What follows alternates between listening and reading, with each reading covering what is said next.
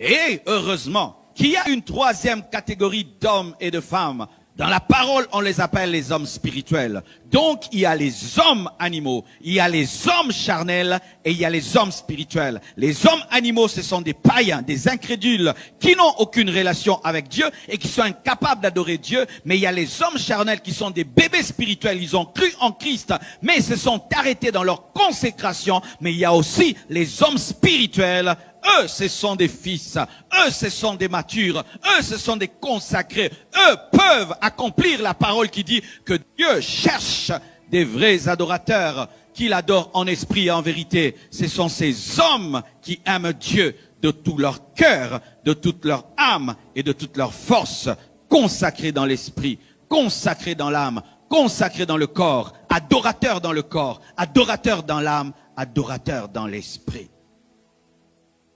1 Corinthiens 2, verset 15 dit, « L'homme spirituel, au contraire, juge de tout, et il n'est lui-même jugé par personne. » Paul reconnaît qu'il y a des hommes spirituels, pas seulement des hommes charnels. Gloire soit rendue à Dieu. Car ce sont eux, la véritable épouse de Dieu. Ce sont eux qui seront enlevés. Ce sont eux qui exhalent le parfum de l'adoration et de la prière. Ce sont eux qui donnent la puissance au culte. Ce sont eux qui donnent la puissance aux églises. Lorsque vous avez un homme spirituel et vous avez 1000 charnels, c'est lui l'église, c'est lui qui parfume le temple. Lorsqu'il adore, lorsqu'il chante, lorsqu'il prie, c'est alors que Dieu dit, enfin il y a quelqu'un qui m'adore en vérité. Mais l'homme spirituel, c'est un homme qui est mort à lui-même. C'est un homme qui est totalement consacré. En lui, il n'y a point de mélange. Il n'aime que Jésus. Il n'aime que Jésus dans son corps, dans son âme et dans son esprit. Il veille à ce qu'il n'y ait aucune partie de sa vie qui soit consacrée à Satan, consacrée au monde, consacrée à la chair. Il a crucifié la chair avec ses désirs. Il est mort avec Christ par la foi. Et dans ses œuvres, il manifeste la résurrection de Christ. C'est celui-là, le vrai adorateur. Adorer Dieu, mes frères, ce n'est pas d'abord chanter. C'est être une adoration.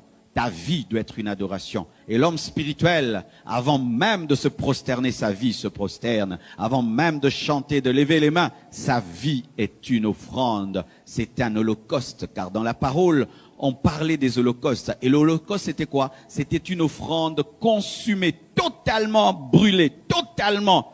L'homme spirituel est un holocauste. Il est consumé, totalement brûlé sur l'autel de la croix, totalement brûlé sur l'autel de la volonté parfaite de Dieu. Son corps, son âme, son esprit. Son corps n'est pas dans l'impudicité. Son âme n'est pas dans l'orgueil. Son esprit n'est pas dans l'idolâtrie. Dans son esprit, il adore. Dans son âme, il est humble et brisé, transformé. Dans son corps est devenu le temple du Saint-Esprit. Et aucun de ses membres n'est donné au monde, n'est donné au diable. C'est celui-là qui peut dire qu'il accomplit Deutéronome, qu'il aime Dieu de tout son corps, de son âme, toutes ses forces, toute son âme et son esprit. Vous savez, mes frères et sœurs, dans le corps, nous trouvons notre force physique. Et souvent, dans le corps se trouve la sexualité. Et beaucoup de chrétiens ont un problème de sexualité. Mais l'homme spirituel a discipliné son corps. Paul dit, je traite durement mon corps, de peur d'être disqualifié après avoir prêché aux autres. L'homme spirituel adore Dieu au travers de sa vie. Aimer Dieu, ce n'est pas seulement parler. C'est lorsque ton corps est tenu dans la discipline, par la puissance du Saint-Esprit, par la puissance de la foi, la puissance de la prière, tu tiens ton corps discipliné de toutes tes forces. Toutes tes forces, ce n'est pas seulement prêcher en transpirant. Non! Non, ce n'est pas prêcher seulement en transpirant. Et prier en transpirant toutes tes forces, c'est garder la totalité de ton énergie sexuelle, ton énergie physique, toute ton énergie physique. Sers Dieu. Rien de ton énergie n'est utilisé pour le monde, n'est utilisé pour le diable. Toute ton énergie est au service de Dieu. C'est ça. Aimer Dieu de toutes ses forces. Et aimer Dieu de toute son âme. Dans l'âme se trouve quoi? Se trouve ta personnalité, se trouve ta volonté. Dans l'âme se trouvent tes émotions, tes sentiments, se trouve ton caractère. C'est aimer Dieu. avec ton caractère, c'est aimer Dieu avec tes paroles, c'est aimer Dieu avec tes pensées, car dans l'âme, il y a aussi les pensées, car tu peux adorer Dieu avec ta bouche, mais tu as des pensées impures. Tu peux adorer Dieu avec tes mains, mais tu as des pensées impures. Tu peux adorer Dieu avec tes danses, ton corps, mais tu as des pensées impures. Mais Dieu veut que quand tu le loues avec tes jambes, et tu danses, et tu lèves tes mains, et tu parles, tu es Seigneur, mais que ta pensée aussi soit conforme à tes paroles, à tes mains levées, à tes genoux qui se plient. C'est ça que Dieu demande.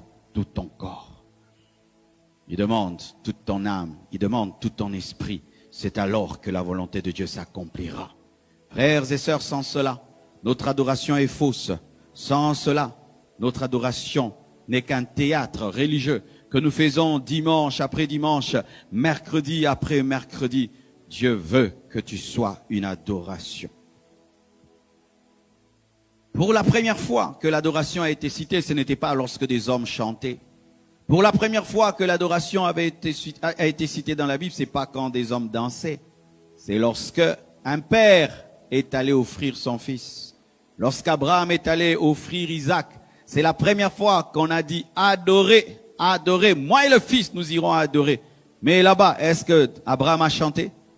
Au sommet de la montagne, Abraham, à Morija, a dansé? Non. Il est allé offrir son fils. Il est allé donner toute sa force. Il est allé offrir sa propre volonté. Il est allé adorer de tout son esprit, toute son âme et toute sa force. Car Isaac était sa force. C'était l'amour de son âme. Et Isaac commençait à occuper la première place dans son esprit. Il a failli tomber dans l'idolâtrie. Ainsi, son esprit était en danger parce que Isaac commençait à dévier son adoration. Mais en acceptant de tuer Isaac, Abraham a respecté Deutéronome, son corps, son âme, son esprit, tout aimait Dieu plus que tout. Quand un homme a atteint ce niveau, on a appelé ça adoration. Et c'est ça l'adoration, mon frère. C'est quand ton corps aime Dieu, quand ton âme aime Dieu, et quand ton esprit aime Dieu à 100%, c'est là que tu es devenu un adorateur. Ce n'est pas quand tu sors un album, ce n'est pas quand tu sors un clip, ce n'est pas quand tu chantes à l'église, ce n'est pas quand tu te prosternes. Non, non, non. Abraham n'avait pas chanté. Abraham n'avait pas chanté, mais on a dit que cet acte était l'adoration. Il s'est offert lui-même, il s'est donné lui-même, il s'est donné à la volonté de Dieu. Ce n'est pas Isaac qui mourait, c'est Abraham qui mourait en Isaac. Car tous ses rêves et ses projets étaient dans cet enfant. Et il a accepté de mourir à lui-même afin d'accomplir la volonté de Dieu. C'est pourquoi c'est appelé adoration. Trop de belles chansons dans les églises. Trop de belles chorales dans les églises. Mais peu de véritable adoration. Les mêmes qui chantent sur les estrades et descendent et vivent dans l'impudicité. Les mêmes qui chantent sur des estrades descendent et insultent les gens. Les mêmes qui chantent sur l'estrade, la même bouche est dans le mensonge. C'est pourquoi il n'y a pas de puissance dans les chansons.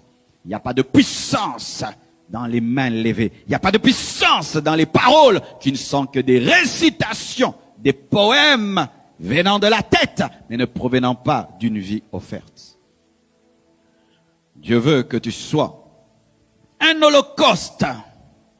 Jésus-Christ était totalement consumé. Il a dit, tout est accompli. Il a tout offert à la croix. Tout offert à la croix. Tout offert à la croix. Dieu ne veut pas une partie de ta vie. Dieu veut toute ta vie. Toute ta vie. Toutes tes pensées. Toutes tes paroles, que tu ne sortes jamais une parole qui est en désaccord avec sa parole. Jamais. C'est ça, adorer Dieu avec son âme, parce que c'est de l'âme que proviennent les paroles. Est-ce que ton âme est totalement à Dieu? Est-ce que toutes tes forces sont à Dieu? Que fais-tu de ton corps? Que fais-tu de ton corps? Ce corps qui est le temple du Saint-Esprit, qu'est-ce qu'il fait? Ton âme, qu'est-ce que ton âme fait? Et ton esprit adore qui? Adore quoi? Car dans l'esprit se trouve l'adoration. Dans le corps se trouve notre énergie physique, les organes. Dans l'âme se trouve notre personnalité, nos émotions, nos décisions, nos paroles, nos pensées. Mais dans l'esprit se trouve l'adoration. Dans l'adoration, Dieu doit être le seul que tu aimes plus que tout.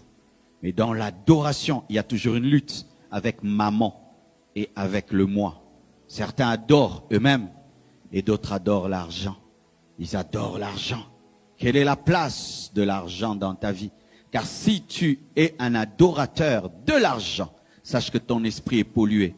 Et tu ne peux adorer Dieu en esprit et en vérité en étant esclave de l'argent.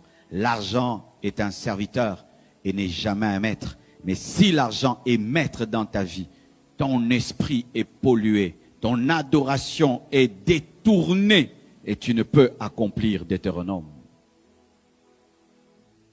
Comment arriver, mes frères et sœurs, à ce niveau? Car lorsque tu entends ça, tu dis, est-ce qu'un homme peut arriver?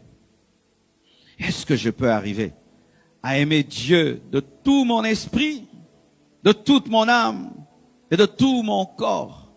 À l'homme, cela est impossible. Mais à Dieu, cela est possible. Il te faut une révélation. Une révélation de quoi? Une révélation de l'amour de Dieu. Car tu ne peux aimer Dieu sans que Dieu te révèle son amour, car notre amour pour Dieu n'est que la conséquence de la révélation que nous avons de son amour. C'est pourquoi Paul, lorsqu'il priait pour les Éphésiens, priait que Dieu leur révèle la hauteur de l'amour de Dieu, la profondeur de l'amour de Dieu, la longueur et la largeur de l'amour de Dieu. Il te faut une révélation. Éphésiens 3, versets 14 à 19, la Bible dit, à cause de cela, je fléchis les genoux devant le Père. Il prie parce qu'il sait que si Dieu n'aide pas l'homme, l'homme ne peut opérer dans ce niveau d'adoration totale si Dieu ne t'aide pas. Ce n'est ni par force, ni par puissance, mais c'est par l'Esprit. Il faut que Dieu intervienne. Tu as besoin de révélation. À cause de cela, je fléchis les genoux devant le Père, duquel tire son nom toute famille dans les cieux et sur la terre, afin qu'il vous donne, selon sa richesse, de sa gloire, d'être puissamment fortifié par son esprit, par le Saint-Esprit dans l'homme intérieur. Il faut un travail de l'esprit dans l'esprit de l'homme. L'homme intérieur, c'est l'esprit de l'homme. Il faut un travail du Saint-Esprit dans ton esprit qui te révèle la profondeur de l'amour de Dieu, la largeur de l'amour de Dieu, la hauteur de l'amour de Dieu, toutes les 4 dimensions de l'amour de Dieu. C'est alors que tu seras capable de répondre à la parole qui te réclame une adoration totale. Et il dit cela, en sorte que Christ habite dans vos cœurs par la foi, afin qu'étant enracinés, fondés dans l'amour, vous puissiez comprendre avec tous les saints. Vous puissiez comprendre, tu dois comprendre, tu dois voir la révélation. Vous puissiez comprendre avec tous les saints quelle est la largeur, la longueur, la profondeur et la hauteur.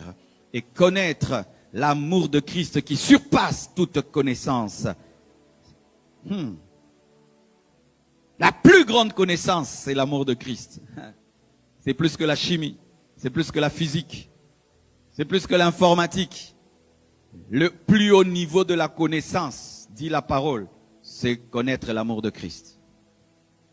Celui qui connaît l'amour de Christ a le plus haut niveau de connaissance. Vous imaginez ça? Celui qui connaît l'amour de Christ a le plus haut niveau de connaissance.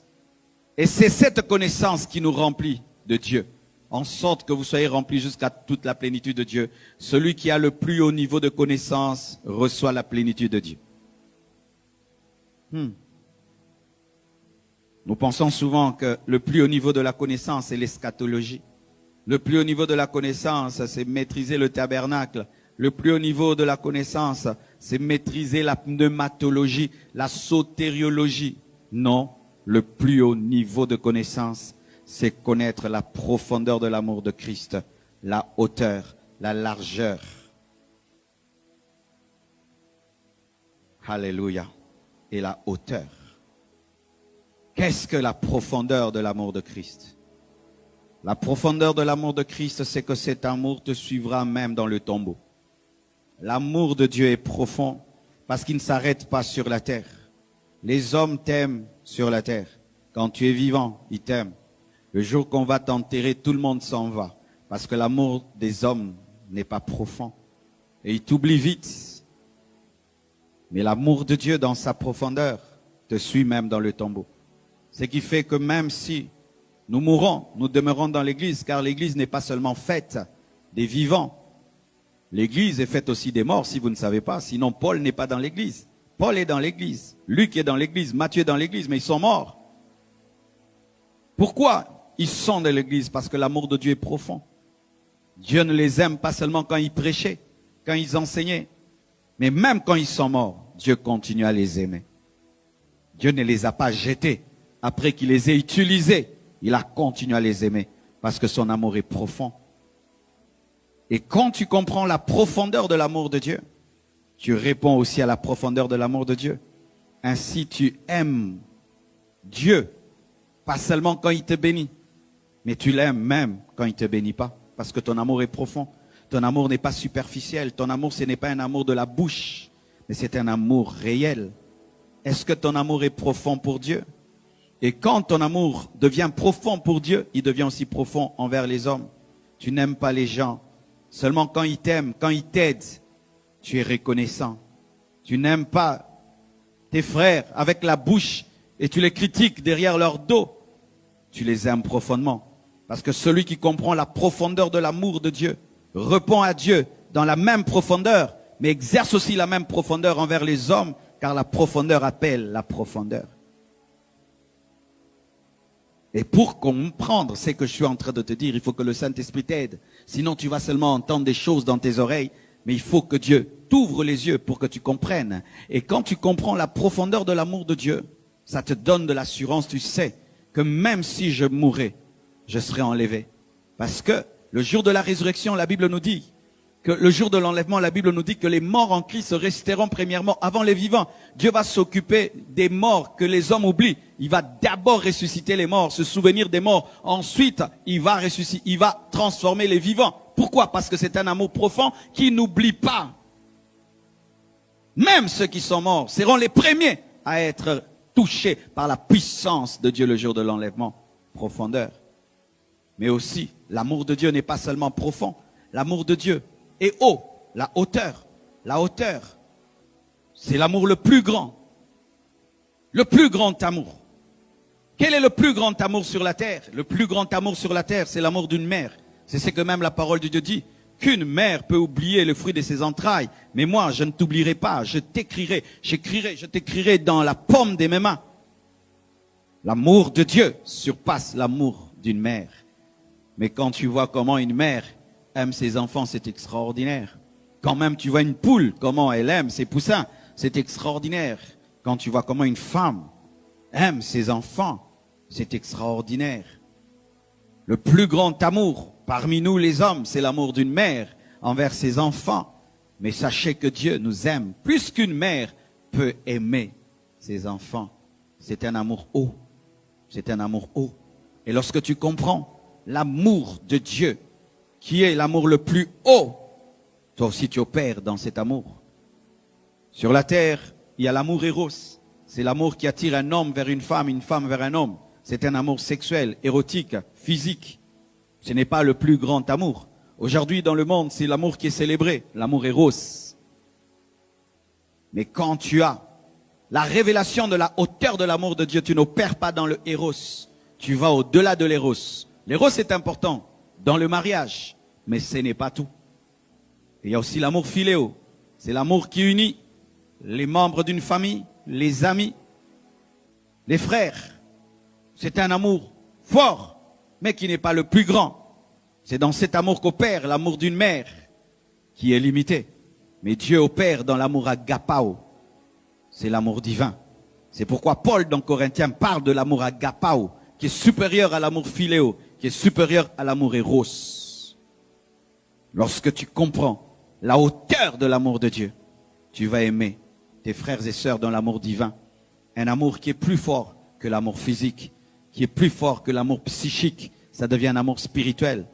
Où tu ne dis pas aux gens, je t'aime parce que, je t'aime seulement. Je t'aime parce que tu es mon frère, ça c'est philéo. Je t'aime parce que tu es belle, éros. Mais dans l'amour divin, je t'aime seulement. Que tu sois belle ou pas, je t'aime. Que tu sois mon frère ou pas, je t'aime. C'est pourquoi la Bible dit qu'en Christ, il n'y a ni grec, ni juif. Pourquoi nous opérons dans l'amour agapao? Tu ne peux être tribaliste si tu as l'amour agapao. Tu ne peux mépriser les pauvres. Si tu as l'amour agapao, tu ne vas pas mépriser les pauvres. Tu ne vas pas mépriser les infirmes. Tu ne vas pas mépriser les hommes qui sont humiliés. Tu ne vas pas mépriser. Pourquoi? Parce que ton amour n'est pas fondé dans le corps, n'est pas fondé dans l'âme, mais fondé dans l'esprit. Agapao, c'est un amour inconditionnel. C'est un amour grand, le plus haut. La largeur de l'amour de Dieu, c'est un amour qui accepte tout le monde. Vous voyez, Jésus-Christ, lorsqu'il est mort, ses pieds, c'est plutôt ses mains ouvertes afin de dire, venez tous à moi. C'est un amour qui nous amène à accepter tout le monde. C'est un amour qui accepte tout le monde. Jésus-Christ n'est pas mort que pour les Juifs, il est mort aussi pour les païens. Il n'est pas seulement mort pour les fils d'Abraham, il est aussi mort pour les hommes et les femmes qui adoraient des idoles. Il est mort pour tous. Il est mort pour toi. Il est mort pour toi. Même si tu es homosexuel, Jésus est mort pour toi. Même si tu es lesbienne, Jésus est mort pour toi. Dieu n'aime pas l'homosexualité, mais il aime l'homosexuel. Dieu n'aime pas le péché, mais il aime le pécheur. Pas pour qu'il demeure dans son péché, mais pour qu'il change. J'aimerais parler à tous ceux qui sont rejetés. Rejetés par les hommes. Les hommes rejettent toujours. Ils opèrent dans l'éros. Ils opèrent dans le philéo. Mais tu opères dans l'agapao, l'amour parfait, l'amour qui t'aime au-delà de toi-même. De sorte même tu te poses la question, pourquoi Dieu m'aime? Il n'y a rien d'aimable en moi, mais pourquoi il m'aime? C'est un amour sans condition, un amour inconditionnel, un amour qui touche quiconque, car Dieu a tant aimé le monde qu'il a donné son Fils unique afin que quiconque, un amour inconditionnel, un amour large, un amour haut, un amour profond. Et quand tu comprends cela, mon frère, quelque chose va t'arriver par le Saint-Esprit. Tu vas t'offrir totalement. Tu vas te donner totalement. Mais l'amour de Dieu n'est pas seulement haut, il n'est pas seulement profond. L'amour de Dieu n'est pas seulement large, il est aussi long. La longueur de l'amour. Quelle est la longueur de l'amour de Dieu? La longueur de l'amour de Dieu, c'est l'éternité. Il y a des gens qui s'aiment pendant 2 jours. Pendant 1 mois, 10 ans, tu entends, j'ai épousé cette femme, ça fait 20 ans, je suis fatigué d'elle. Mais l'amour de Dieu ne se fatigue jamais de nous. C'est pourquoi nous serons l'épouse de Christ, même dans l'éternité, même dans la nouvelle Jérusalem céleste. Et jamais Jésus ne dira, je suis fatigué de mon épouse. C'est un amour éternel. Et lorsque tu reçois la révélation de la longueur de l'amour de Dieu, ça te donne l'assurance que même dans l'éternité, tu seras fils de Dieu. Mais ça te pousse aussi avoir un amour qui dure, où tu ne vas plus aimer les gens pour 2 jours, tu ne vas plus aimer les gens pour 30 ans, mais tu es capable d'aimer quelqu'un jusqu'au bout. Tu es capable d'aimer ta femme jusqu'au bout. Tu es capable d'aimer tes amis jusqu'au bout. Tu es capable d'être loyal jusqu'au bout. Tu es capable d'être un adorateur jusqu'à ta mort. Et regardez Job, il était dans cette dimension de l'amour, dans sa longueur, de sorte même qu'il était face à la mort. Il a refusé de maudire Dieu parce qu'il avait la révélation de la longueur de l'amour. Je prie que Dieu t'aide par le Saint-Esprit à comprendre ces 4 dimensions de l'amour de Dieu. Et si tu as cette dimension, cette révélation de ces 4 dimensions de l'amour de Dieu, c'est alors que Deutéronome 6, verset 5, s'accomplira dans ta vie. Tu aimeras l'Éternel ton Dieu de tout ton cœur, de toute ton âme et de toutes tes forces.